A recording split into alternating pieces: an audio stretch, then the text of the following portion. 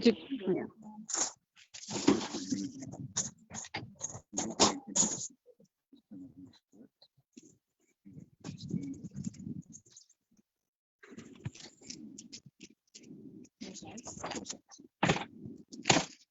Okay, Aaron, we are live. Okay, so hello everybody. I'd like to welcome everybody back to the Community Wellness Series. So this is series 5 of 7. And a lot of people have been asking me what this series is about and what it is that we're doing. So I'd like to just give a quick rundown. So the whole point of doing this wellness series was to give back that sense of community feeling. Everybody here is going through the pandemic. We're all isolating and we're all feeling a lot of disconnectedness. And so the first series that we did was with Stan Wesley. And what that series was really about was about coming together as family. We hosted it on Family Day. And the rest of the series is really about all the things that we as Six Nations community does to stay connected. And we were missing those things. We were missing music festivals. We were missing bread and cheese. We were missing, you know, the fun things that make us a community. So we decided to start this series just so that we could give everybody a little piece virtually, staying connected while staying apart. And so this is series 5 of 7, and this is going to be with Chef Rich Francis and his sons Holden and Braden. And so what we're going to do is Rich is going to be doing a awesome demo, a live cooking demo, and in a second I'll turn my camera around. I'm going to turn my camera around now. There they are. It's the crew. We also have a special guest, Mr. APTN is here. So I'll let Rich and you guys introduce yourselves. So my name is Rich Francis. I'm the chef owner of the Fire Hospitality Place here in Sydney, Ontario. I specialize in modern Indigenous cuisine, and what that means for me is that we use food as our vehicle to address a lot of issues that we face as Indigenous people today. You know, Indigenous food sovereignty, Indigenous food security, diabetes, obesity, and also kind of forging out our culinary identity outside of our colonial roots, I guess you could say. The theme for today is food is medicine, but we could also use this today as like cooking during COVID, making it fun. And I think more than anything now, people want to feel more connected to what they're eating. People want to feel more connected to, speak more louder. So what people want to do is feel more connected to the food that they're eating and also the people that they're sharing it with. Today I have my sons with me. They're going to be speaking briefly on, you know, kind of their culinary journeys as well. I know my son, he kind of been growing up with this since he was little. My son just graduated culinary school from Niagara College. And but today we just want to have fun. And to make food approachable, we have 2 ginormous domesticated bison, which is not wild. And also we have some early spring ingredients that we don't even know what we're cooking today. We're kind of going to be going with our top chef skills today and just kind of going with it, having fun with what we're cooking and to make it approachable. Nice. Here we go. All right. So what we're going to do first, we have two bison tomahawk steaks. So the tomahawk steak is ultimately this. It's just got the ribs still attached to it. You have the 2 cuts. You have the eye here, and then you also have the cat.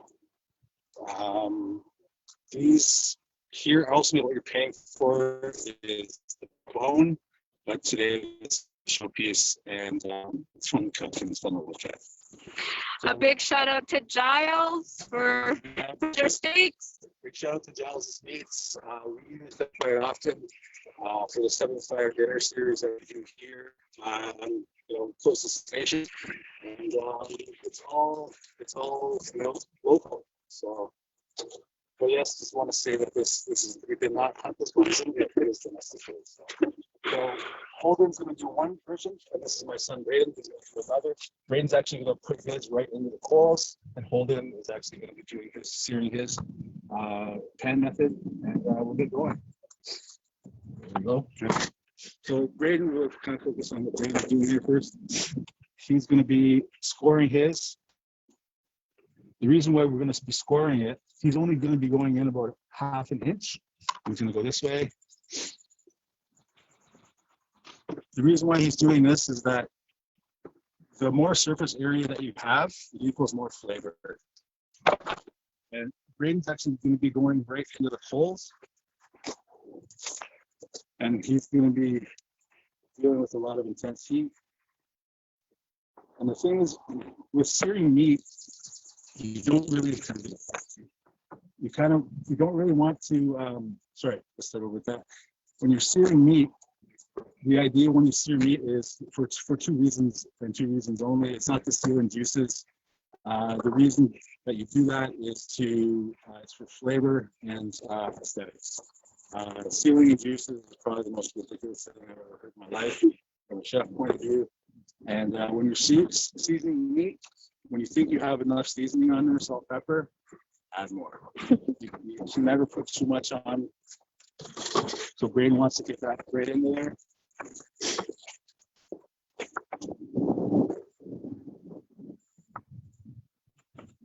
These cuts of meat are going to only benefit from the high heat. And these cuts here don't require long cooking process.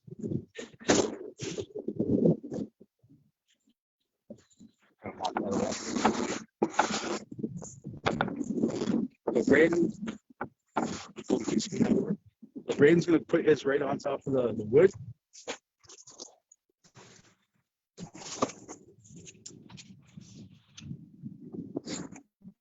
If you're worried about the coals and the ashes, that's not going to be an issue. What's actually going to happen is that the coals and the ashes are actually going to just kind of turn into ash and kind of fall away. It's going to kind of lend like almost a tannic note to the meat. So what we're doing right now is just searing this, and then we're going to kind of put this on an indirect method over here and finish off the cooking process. So this is Braden's method here. Braden's been doing this since he's been cooking since he was about 2 or 3 years old. But this summer with our 7-5 dinner series, he took care of a lot of the meats in Holden. And when I was a young cook growing up, coming through culinary school, so you can take a look at that. That's exactly what we want. Good job, Rich.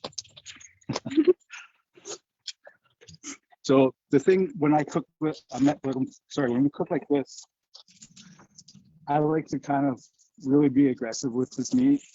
It's going to get heated up a lot. It's going to get tossed in the cold. It's really going to get roughed up. The reason being is that I like that crust on there.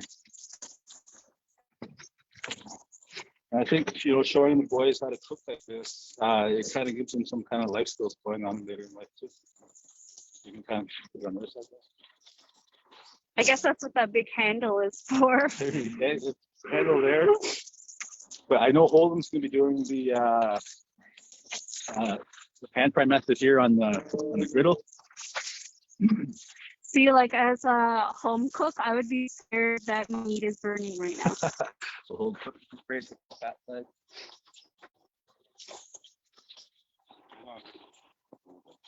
Nice. Right. There you go. Nice. Oh. There you go. You can kind of just, kind of get used to the fire.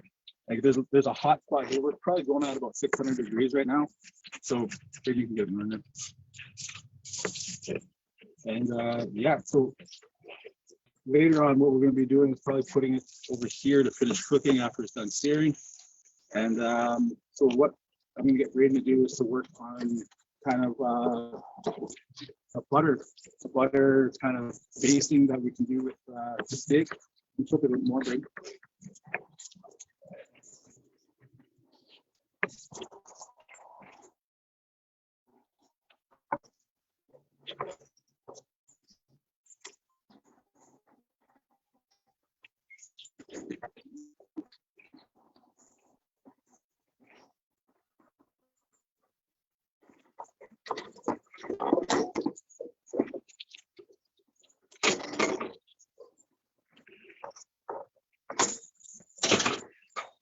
You can pull it out and break it. A little more on the stove.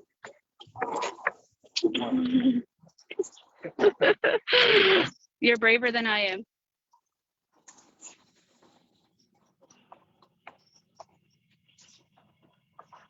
So if you take a look at that, got a nice crust on there, and some of the fat is already rendering. So we're gonna hold this over here to the side and get right into.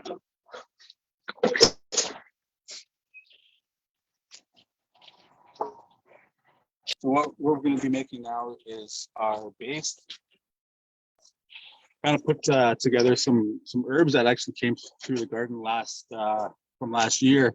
So we have some sage, we have some oregano, we have some rosemary, and some chives. And Braden's going to use this kind of like as a paintbrush on his steak. I'm going to get him to crush up some garlic. Put some of this in there too, Braden. Some salt, pepper. Some more butter in there too.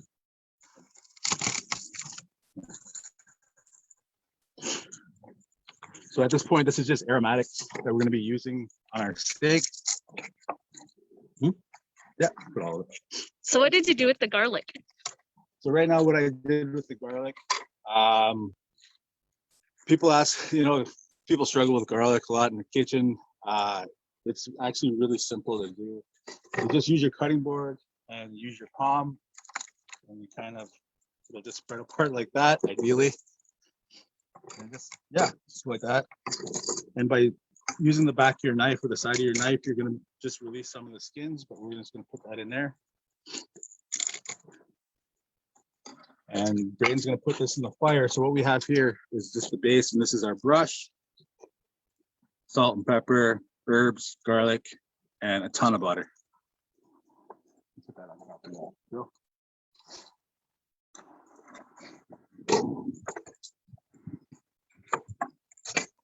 So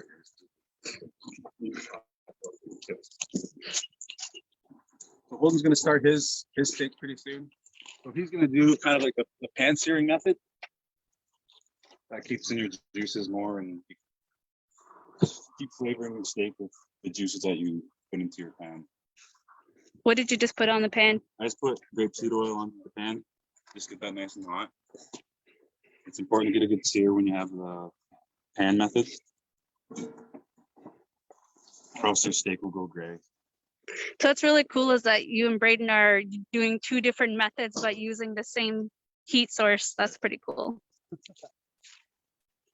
And what I'm doing is just adjusting the temperature on this because you don't have a dial. So that's the thing when you're working with fire, cooking is the one thing that you utilize all 6 of your senses with. The last one being your intuition. Working with wood, working with live fire, it allows you to kind of be in touch with yourself as a cook. Like when I'm out, like I'm not a restaurant chef these days. I'm out in the elements. I'm out filming wild game and also Red Chef Revival, and we're out in the elements. We're out in the mountains. We're by the ocean. And so you're with a lot of variables that you got to deal with when you're cooking with fire, and it allows you to be a more expressive cook, and also I like the challenge of it as well. We just got a comment that said, "Hi, Braden and Holden from Carla's iPad."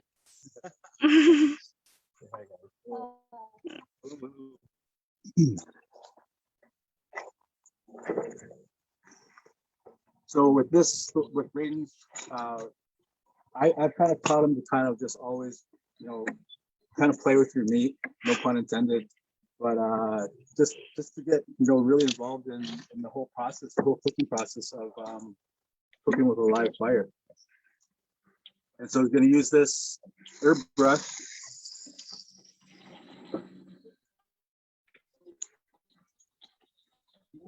I'm just going to keep basting that steak. So it just keeps chilling out right there? Yeah, so we had that on the coals right away, but all we wanted from that was just that sear. And now we're going to finish off the cooking to probably about 120 degrees inside to be about medium rare. We don't have a thermometer. Kind of always taught them how to judge meat just by touch and feel. Asparagus. So what do you want to do first? I'm about to put my steak on. And what I'm going to do is put on fat side to render the fat down on the one side because I'm not using as much as intensity as they are on the fire. Mine won't render as quick.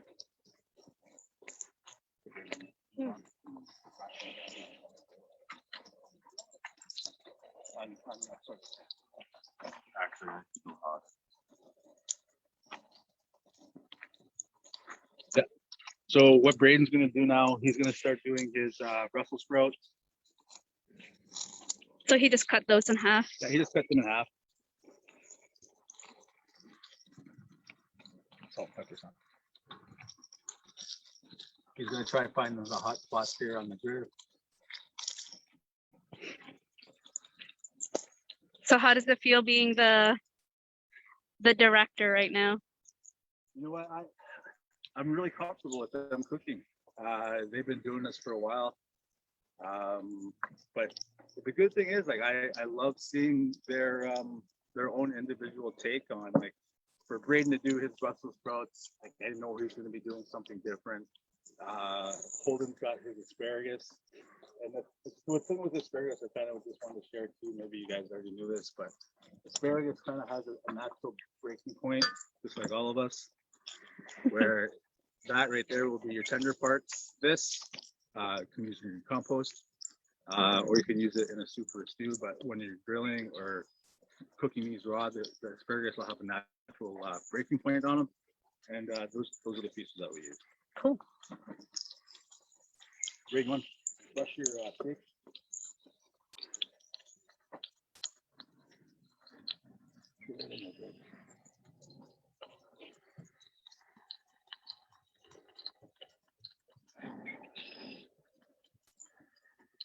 Great. So he's going to keep an eye on his Brussels sprouts. He could probably use a little more oil.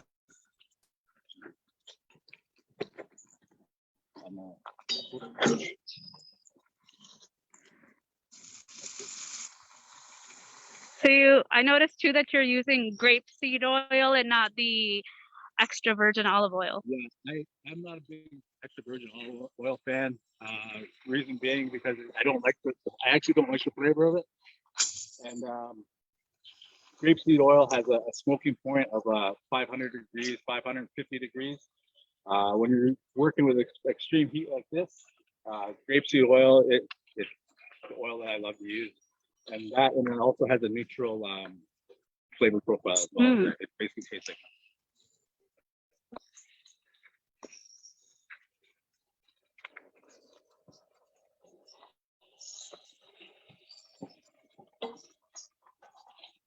yeah. So what Braden's gonna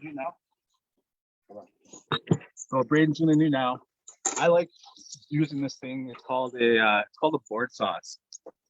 And ultimately what that is basically a trim cherry, which is an Argentinian smoke's getting in my eye, which is an Argentinian sauce used for grilled meats or fish.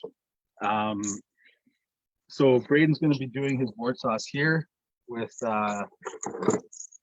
lime zest, parsley, garlic, and lime juice. So what's going to happen is when his steak is done cooking, he's going to cut up his steak on this board, and the heat from the juices is actually going to kind of gently cook through the through the ingredients that we have on this board, ultimately making it sauce with its own blood and juices and all that. I know it sounds kind of unappetizing right now, but trust me, it's probably one of the best things you could ever try on a steak. Well, you want to watch that? So what he's doing here is he's getting the lemon zest or the lime zest right on the board, and then we're going to roll that out and then juice the limes right onto this board as well. Oh, wow.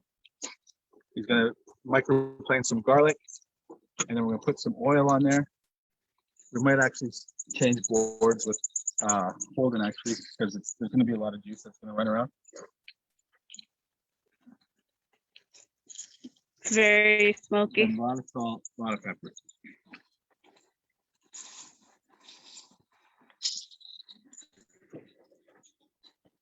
So if you take a look at baby steak now, all that butter is starting to do its work. Wow.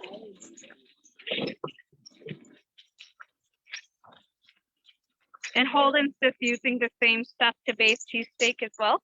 He's actually, Holden's going to want to get more of a sear on his steak, so that's why he hasn't used this yet.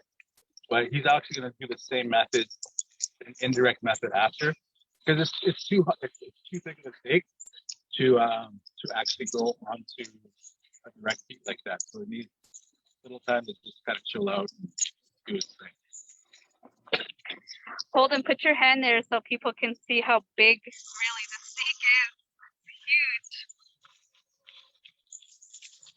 It's constantly flipping and turning these things. And at the end, when we're done, that gets poured over top of our steak.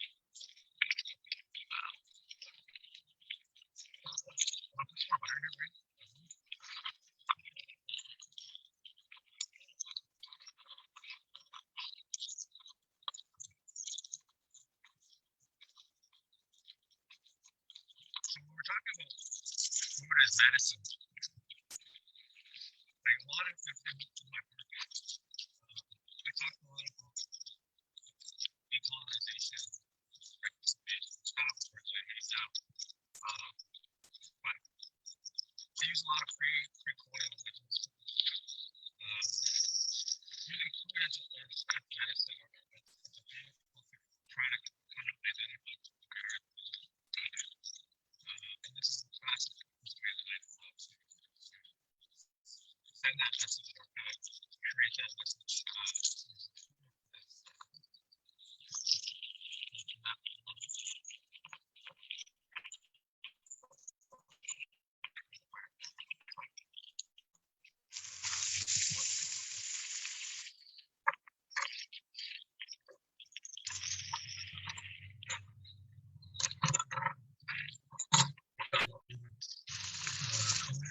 Yes.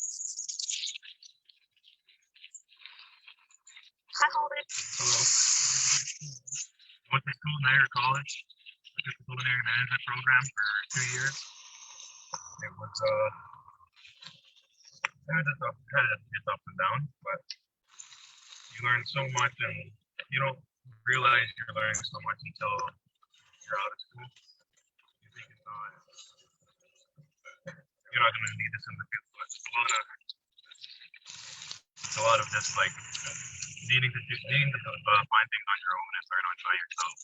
You have to take the time to really understand that in your classes and you're just gonna just be hands-on. It was a different experience anyway. It's nothing like another job you could do. So do you have a job now? I have a job in Brantford, Ontario, called Hume Resto Bar. We specialize in modern Mediterranean cuisine. Is that something, the modern Mediterranean, something you're going to stay in, or do you want to specialize in something else? I'm not sure what I'm going to specialize in yet. I have lots to learn. There's so much to learn every day I go. And I hope anybody can have a great time doing all this. Do you feel like you were inspired by your dad to become a chef? In a way, I was. I seen what possibilities it could bring me, and just cooking itself is really going to the rest of your life and feel better than anyone else. It almost feels like a power in a way. And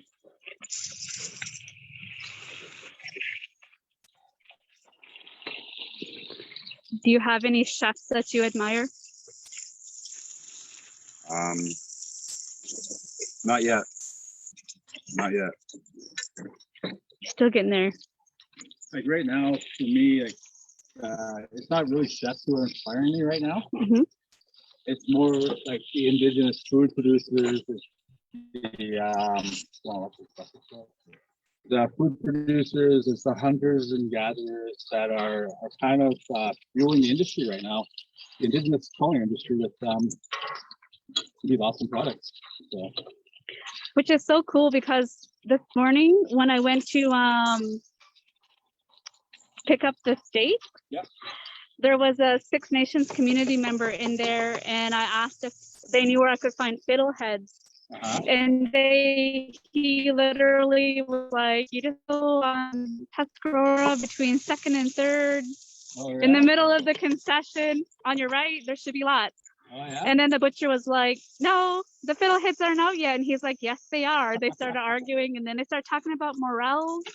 Yeah. And it was just amazing to hear like just a little conversation of community members who were, you know, keeping those foraging and gathering traditions alive.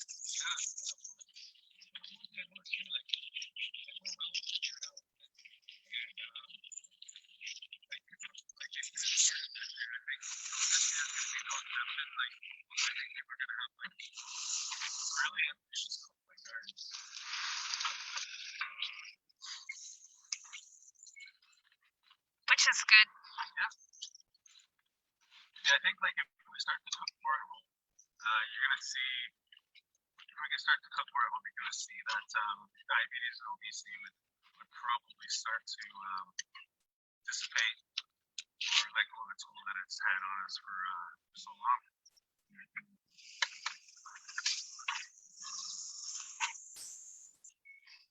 See, look at this. What we started with to where it is now. Unacceptable for me. It's crazy that it's also different here. So it's probably going to taste a little different than ours. We just kind of want to show you two different cooking methods.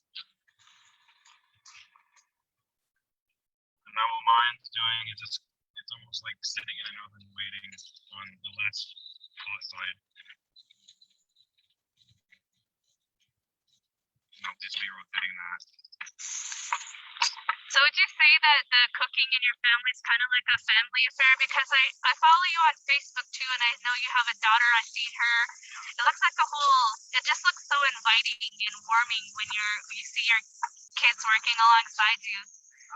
Yes, no, I mean, I was kind of like my kids kind of follow in our footsteps, kind of, find out what they want to do, but what they say. Great. Keep the games and just kind of keep busy. I kind of just cooking. It was actually just a way to keep him out of trouble, but now he's kind of involved with all the aspects of campfire dinner series that we do here. Six Nations.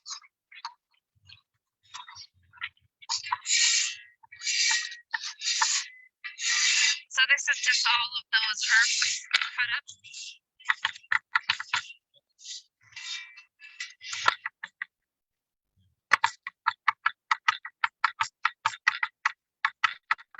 He's working sauce.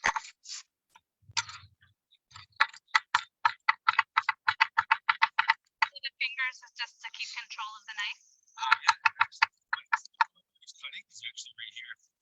And there's actually just as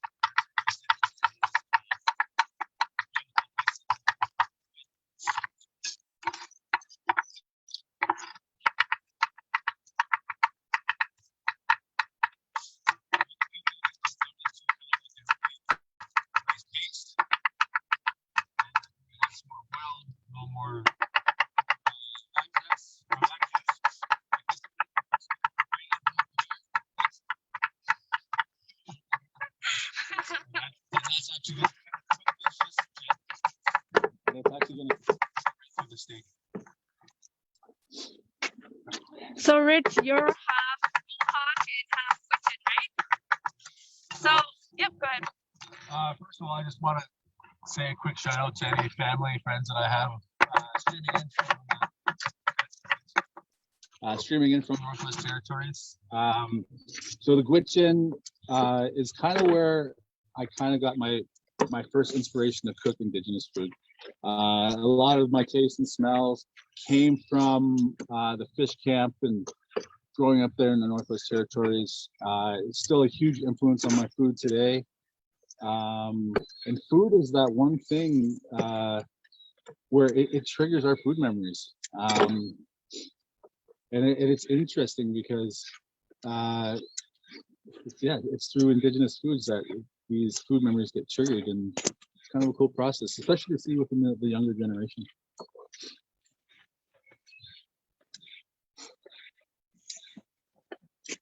How's your steak, Ray? Good.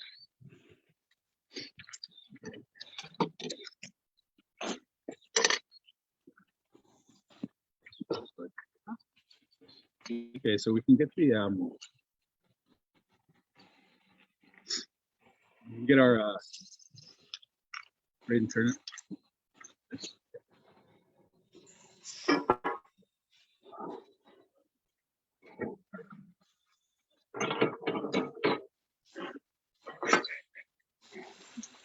Yeah, amazing.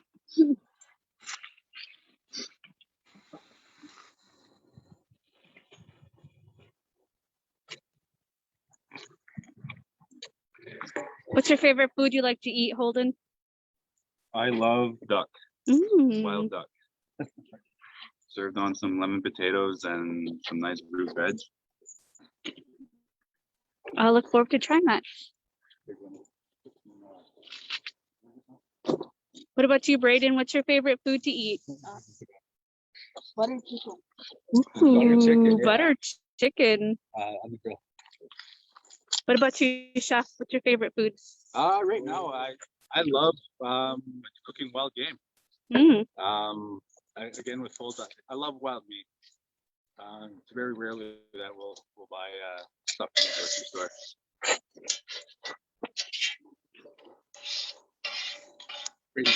Yeah.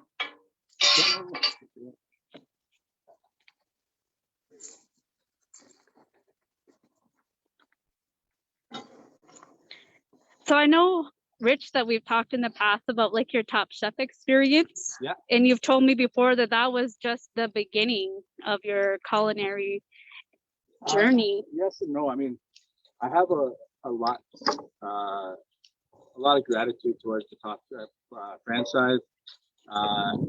It opened the doors for a lot of things that I may or may not have otherwise gotten had I went on my own to do it.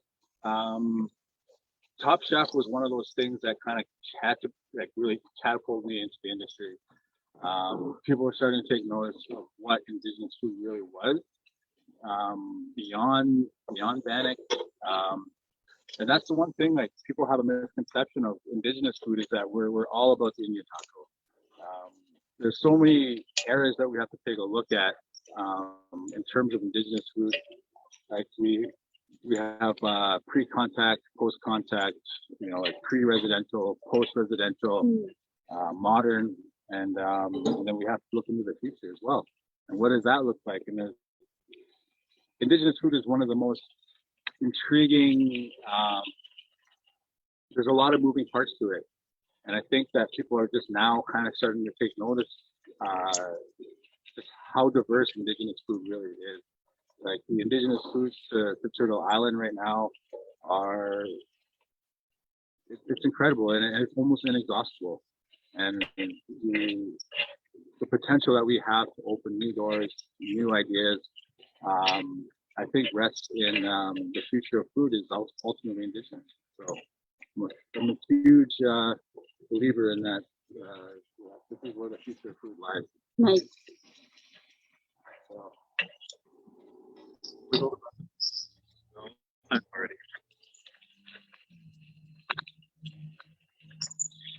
So did you put anything on the asparagus or carrots? So what we're doing right now is just pepper. Everything's pretty simple.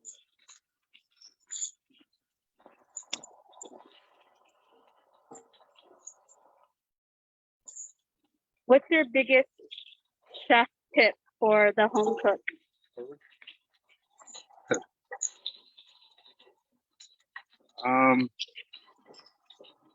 That's at home. Why is that question so hard?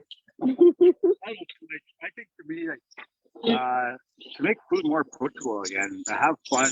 At the end of the day, it's just food, you know. It doesn't have to be complicated, and I think to feed your kids as much as you can, and to let them know where their food is coming from, and to help them grow it, and to be, you know, experimental, and to have an open mind, and to get our First Nation families back to the table again. I think that's really important. If we're talking about food as medicine, I think, you know, medicine can mean a lot of things. It could be, you know, just that companionship that we have as families to over food. That in itself is medicine, is healing, and it's something that I think we've kind of lost in the process. So yeah, we do have busy lives, and we do have schedules and agendas to attend to, but at least maybe just, you know, Sunday afternoon, you know. What about it? Those are done.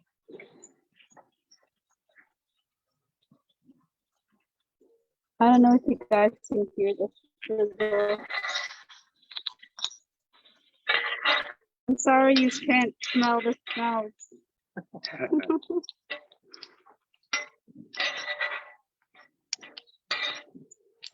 So in all this COVID stuff, what's been the hardest thing for you? We'll start with you, Holden. And what have you been doing? What did you do to try to overcome that? In restaurants, is that what you mean? Like in restaurants, or just? Or personally? Or as a up and coming chef? Yeah. During all this time, it's very important to learn what you can while you can, and not really waste the time, and gain some type of knowledge to be able to help yourself, and just help yourself through life. And cooking is a great way to do that, to just feel grounded to something that you just have had for your whole life, and you just don't know the importance of it. So I don't think it's just food, like he says. When COVID had first started, like just over a year ago, I'm on the road a lot for my work, and it was like all of a sudden everything kind of just stopped, and so now I'm left with idle hands, no work, and so I really kind of contemplated, like, what was my next move. Work wasn't coming in. Gigs were getting postponed up until this year, later into the summer. And it actually crossed my mind to go back to what I knew, because I was in kind of a desperate situation. Money wasn't coming in, and I didn't know what I was going to do. And so I thought I was going to go back to carpentry work. I was going to go back to framing houses, and no problem solved. And I'm glad I didn't do it, because for whatever reason, food has kind of saved my life more than I care to admit. And it's been that one constant in my life that has never really kind of let me go or let me down. Did stick with it, and that's when I kind of started marketing or promoting cooking to decolonize. And I was able to start doing these Zoom workshops with First Nation communities, not First Nation and non-First Nation communities throughout Canada and now in the US. And what it took for me was to kind of change my approach on how the heck did I want to move forward from here. How did I want to carry myself moving forward? And so what that kind of forced me to do is reevaluate my purpose, and how did I want to, it just caused me to reevaluate everything in general. And so these workshops are what I'm doing now. And then once the province starts to open back up again, I'm going to be going back into my destination dinners, which were sold out all summer. And yeah, we're going to go into season 2. But COVID is the one thing that kind of really, it took away a lot, but also I gained a lot from it as well. It forced me to kind of narrow down my vision, and it forced me to kind of think outside of the box and this new norm that we're dealing with here. I know the hospitality industry took a huge hit. A lot of my friends are really dealing with that now, and yeah, but right now we're in a unique situation, you know, with Rob Ford closing down so much things, and the hospitality restaurant industry has taken a huge hit on this. So, how's things looking, guys? What about you, Brayden? What do you think about COVID? How you been dealing with it? Nothing really. I just stay inside. Yeah. Do you do Zoom classes for school? Yeah. Are those fun? No. I think nobody likes the Zoom. Yeah. What grade are you in? 6. Yeah. Tell us a little bit about what's coming up for you. What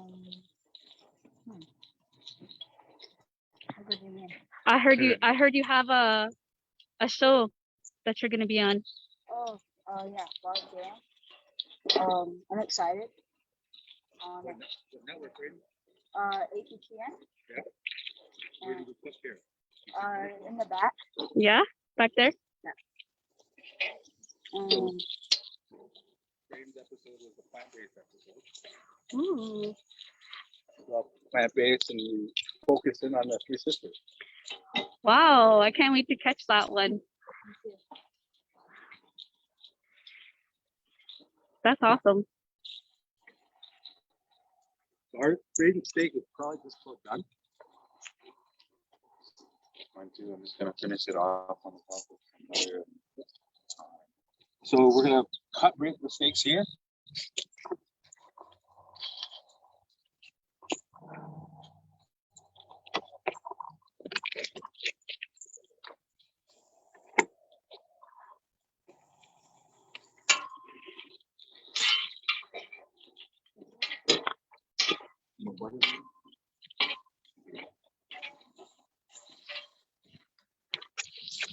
You can bring yours over there.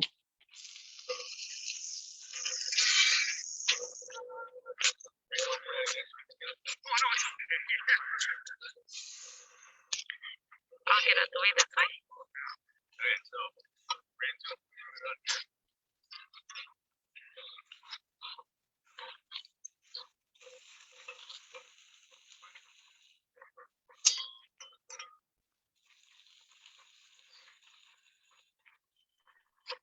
Right now, we can kind of get in here what this smells like, what it's doing. So what we have here is the raw garlic that's going to get gently cooked through from the heat. We have parsley, lime juice, the lime zest, and salt and pepper.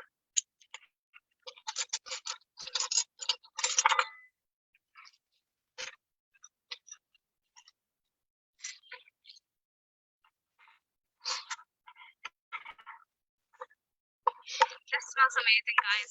I wish you could smell it. So you see the temperature on that. It's about medium rare.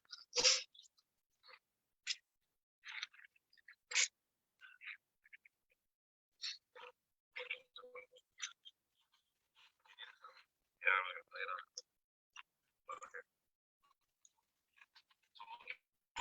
Separate plates. So, like, plating's a big deal, right? It is something that you really don't have to think about sometimes.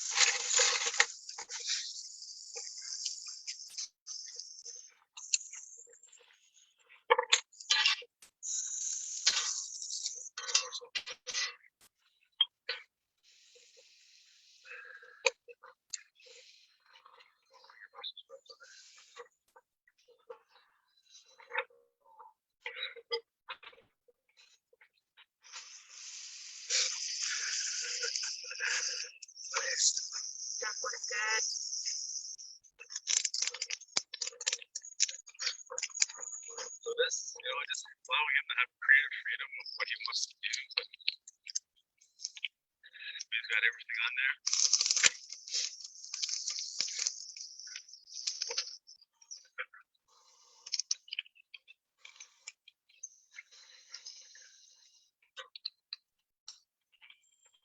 So because you can't really base this, I just put a lot of butter, salt, pepper, a little bit of garlic, and then some thyme. I'm gonna just let that rest on that. That's a little more flavor. Because it was just sitting out in the oven.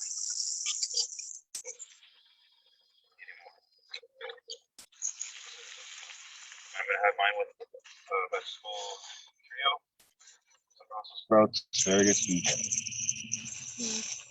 This stuff right here looks really good.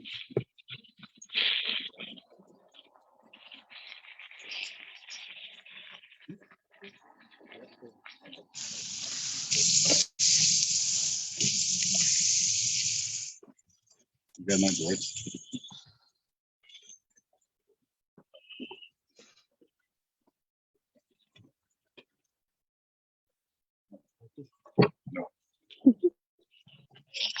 That smelled really good. It does. It looks even better. Oh.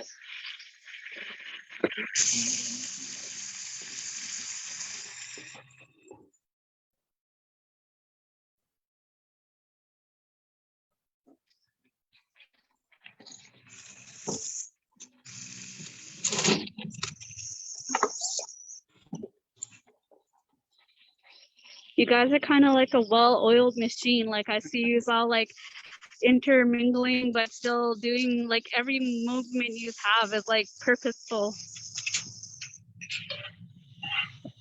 it's a little weird doing things live, but no, ultimately I think Braden did an amazing job on his steak. Really impressed with how his plate looks.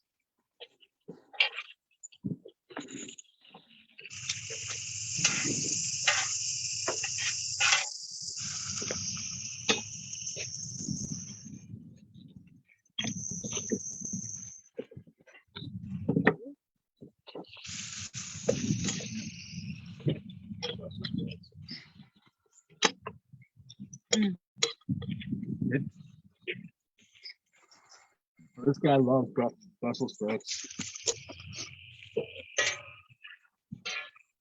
We fight over Brussels sprouts in our family too. It Yeah. must be a family thing.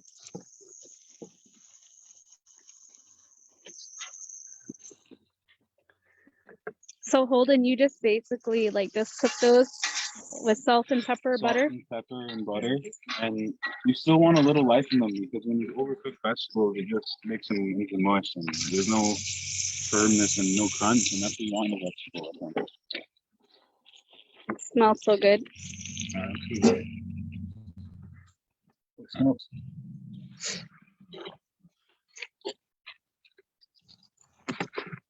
Nice color.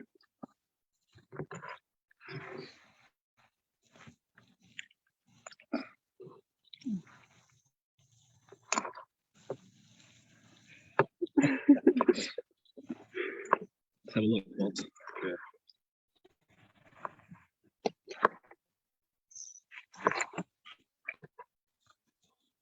Nice.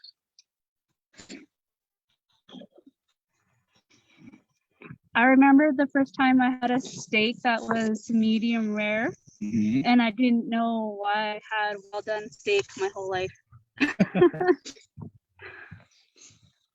So Aaron, if you want to try this. I want to try it. A big monster piece. You got to get that chimichurri. Ah! So good. It looks delicious. Which piece do you try? Right. Okay, guys, I'm going in to try a piece of this. This one right here. Thank you. Ah.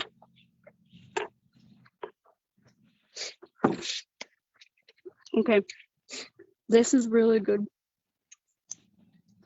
And it's all over my face. That's not This is delicious. really good bread. It is. I'm gonna set this down so I can put my mask back on. You have a piece? Oh, I'm taking a piece. Sure. Let me step back. Which one? That one there. That certainly does look really good.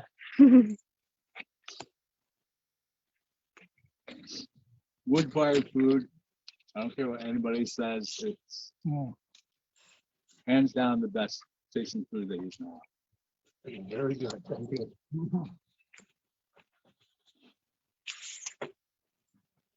Put down now for that.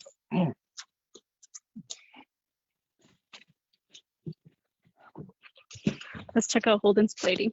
It's a little messy. They say a chef doesn't like the taste of his own food. You know what? It's really weird, but like food like this I eat, but it is true. Very rarely like chefs will. Very rarely chefs eat their own food. But today's an exception. Yeah. Today's an exception.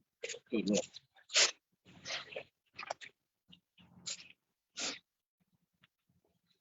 Good job, Brady. Good job, guys. So do you guys have any last little bits of advice? I wouldn't say advice, but you know, again, try to get reconnected with your food sources.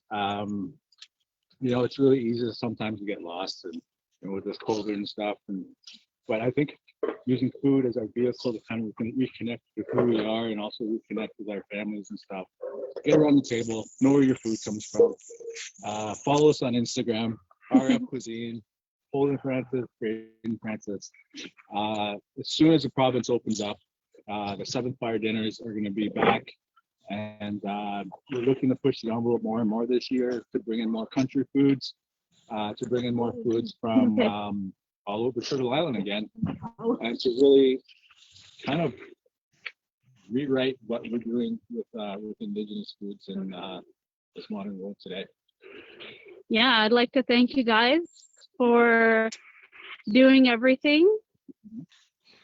And I look forward to eating your food because I order it all the time. And yeah, I wish Holden luck in his endeavors and Braden an up and coming super chef. And I just want to thank you guys for being on our wellness series and promoting food as medicine. Thank you. Thanks for having us. Yes, and it's awesome.